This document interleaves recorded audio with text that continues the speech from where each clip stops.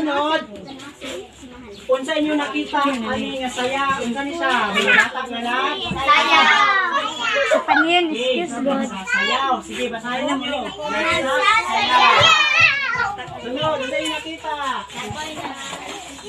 Nag? Okay. Ang sunod, takawan ninyo, nag-usap. Drawing.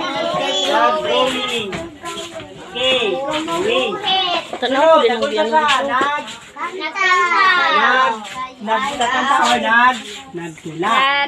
So, mauni siya ang mga talent sa mga bata. So, kinsay gusto mo sayaw? Kami.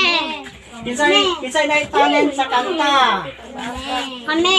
Oh, kinsay how the drawing? Tumit ka na. Ahora nila oy. Kinsay kabalo magtula? Wala. Oh. Kami, wala siya kabalo. Ang tanan ninyong buhaton dapat inyuhan ng gamiton para sa kaimayaan sa Ginoo.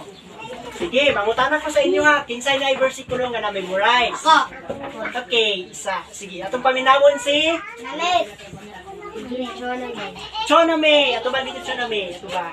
Sige, atong paminawon yung verse. 1, 2, 3, start. Genesis 1:1.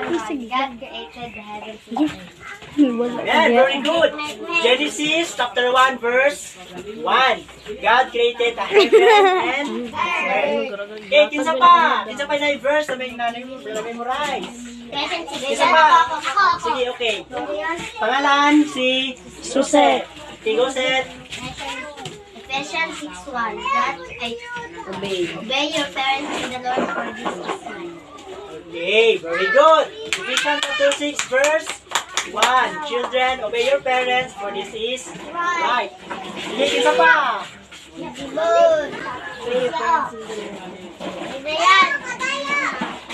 Sige. Ang sunod, wala na mag-memorize o verse. Hilong. Ang sunod na itong buhaton Taka-taka lang si Ching-Ching ba? Una, unsa atong dapat buhaton matiman na ato ang mga mayong panglawas. Sige, una. Magkaon ng gulay. Wow, magkaon ng gulay tapos mag-ehersisyo. Sunod, unsa pa? Magkaon ng gulay tapos Magkaon gulay tapos natulog. Ano pa yan? Okay, unsa niyo nakita sa picture? Picturean ko. Natulog tapos nagugas og kamot, pagkahuman nagkaunog, masustansang gulay, pagkahuman nag-inom og tubig, then nagtutbrush, then go. Sige, unsa ang dapat natong buhaton? Dapat magtulog.